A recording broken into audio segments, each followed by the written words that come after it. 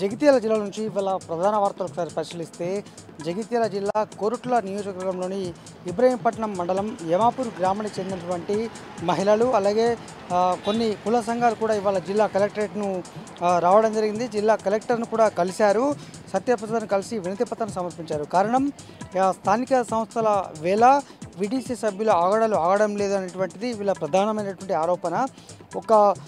ఈ సర్పంచ్ యమాపూర్ గ్రామానికి సంబంధించినటువంటి సర్పంచ్ పదవికి 4 లక్షలకు వేలంపాట పాడారు.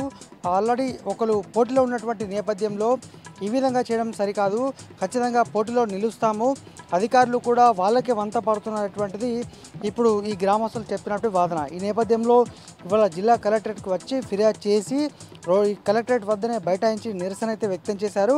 మొత్తంగా ఎన్నికల జరిగినటువంటి పక్షంలో ఎన్నిక రద్దు చేసి మళ్ళీ నామినేషన్ నిర్వహించాలి, మళ్ళీ ఎలక్షన్ నిర్వహించాలనేటువంటిది వీళ్ళు చెప్తున్నారు. మరి చూద్దాం అధికారులు ఎటువంటి నిర్ణయం తీసుకుంటారు, మరి దీనిపైన ఎవరిపైన చర్యలు తీసుకోబోతున్నారనేది మనకు తెలియాల్సి ఉంది.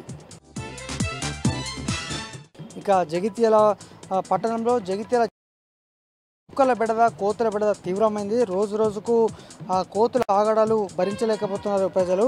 నిత్యం నేరుగా ఇంట్లోకే వచ్చి దాడి చేస్తున్నటువంటి సందర్భం. దాదాపు ఇప్పటి వరకు జగిత్యాల జిల్లాలో 4000కు పైగా మందిని ఈ కోతులైతే దాడిలో గాయపడ్డవారటువంటి ఉన్నారు.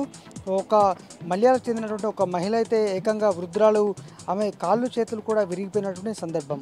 పూర్తి స్థాయిలో కూడా చర్యలు తీసుకోవాలి, వీటిని నివారించాలనేటువంటిది ప్రజల నుంచి వస్తున్నటువంటి స్పందన. ఇక కుక్కలకు సంబంధించి అయితే అత్యంత దారుణమైనటువంటి పరిస్థితి.